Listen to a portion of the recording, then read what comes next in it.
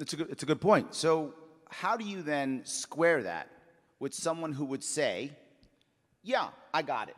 I should go out and be a doctor or get educated or work, but the system is against me, right? My parents were put in prison with the war on drugs, or my mom was stuck in the war on poverty, or one of these things happened to me and it was the system that got me, right? It was redlining, so my parents, my veteran grandfather who came back from World War II couldn't get the loan and couldn't get the house, right? What happens when someone says, but it's the system, right? It isn't me. I want to go do these cool things, but the system is keeping me down. How do you respond to that? And can you at least see where they would be like, yeah, it's kind of tough?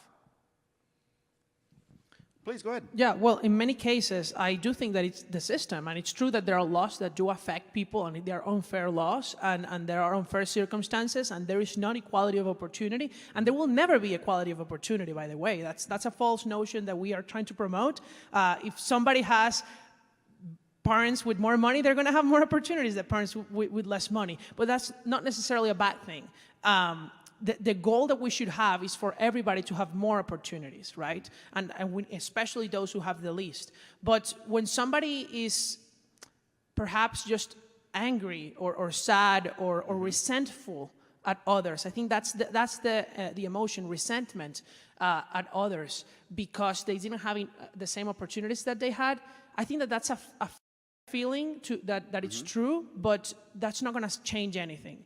And it also wouldn't be fair to take opportunities away from others. We need to change the circumstances, I agree, but negative emotions, negative feelings are never going to be the solution. Okay. I also think that view of blaming the system is a product of culture. It's not necessarily something that you can point to that is empirical here in America. I came from a family, my father's a Nigerian immigrant, and if you look into the stats on people who immigrate here from Africa, they are way different than native-born Black Americans in the way that they go about being in this society, the way that they are treated by police officers, and their view of America and the systemic oppression that a lot of native Black Americans hold on to here in this country. And I think the same can be said. Look at Daniel. He came from Venezuela, a city with the highest murder rate, and he's here, he's successful, he's going to Colombia in 1 week.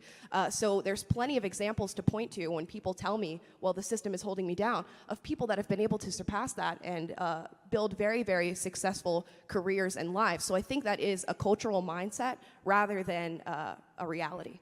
We are fish that don't know we're wet on that, because many people would watch this and say, how can you not think about these systemic inequalities? They're real. And they are. And I think that if we could listen in on a conversation people were having about society in 1912, we would miss a wider understanding of these sorts of things. We have advanced in thinking about it. The idea, though, that you think more about the obstacles than about how you get over them, and that being a mainstream sentiment that's cherished by most intellectuals and artists, that's new. And it's at the point where you have to be elderly, or even beyond elderly, to remember another time, because it's been that way since roughly about 1966, the year that everything changed, I always say. But yeah, of course there are obstacles. The ordinary person throughout the history of the species is interested in showing how they can triumph over something that, frankly, they find, whether it's justified or not, rather embarrassing. I always think of something this is going to sound so pretentious, but it really is a useful example, especially because I think I'm going to get the director's name wrong because it's been a while. There is a film. It's one of these neo-realist, boring Italian films that you get in film school from the 40s. I think it's early 50s. It's called Shoe Shine, basically. And you're watching these people shining shoes. I don't even need to tell you the rest of it. They're shoe shiners. They're Italian. It's in black and white. They're miserable people. Shoe Shine, I think, is by Rossellini. I'm pretty sure.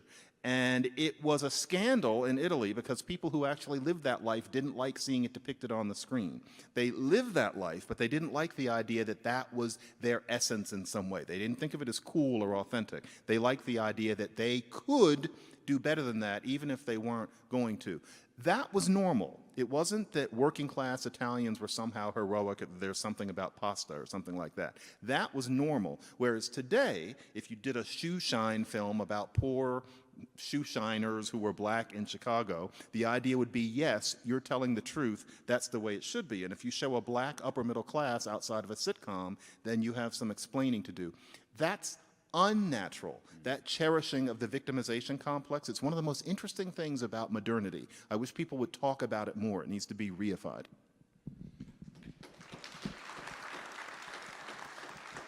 So let's walk down that exact road if we could for a second. I live in New York City.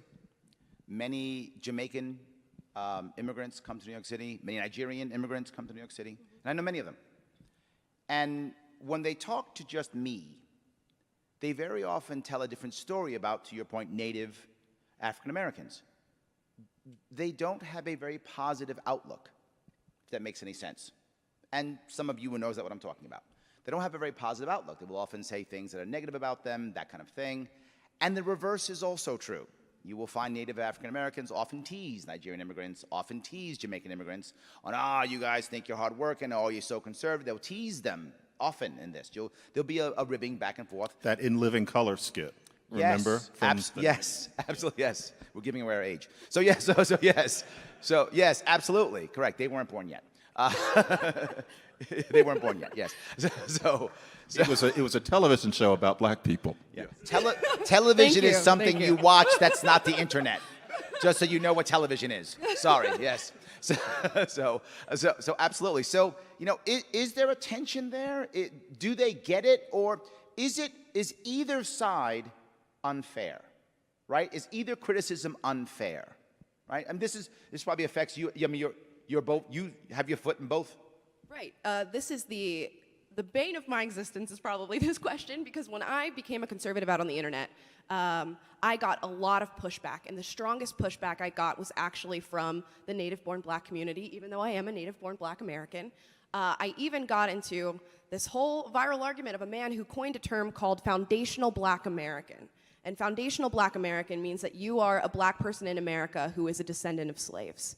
And I've been told time and time again that I cannot speak on black issues here in America because my father is Nigerian, because I'm not a foundational black American. I have no right to speak about black culture. I have no right to speak about issues that face black people. So I think there is a lot of hatred on the native-born black American side for immigrants, and I think the same can be said for immigrants towards native black Americans, because we come here to build successful lives, and oftentimes we do so, but all of the problems that the black community is facing right now, the fatherlessness, the victimhood mentality, is seeping into the culture with immigrants in this country as well.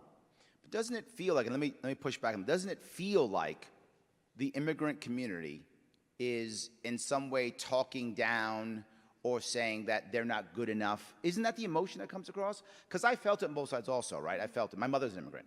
So I felt both of those sides. And part of me feels when I hear you native-born African Americans don't do as well, it's almost like, you're putting me down too?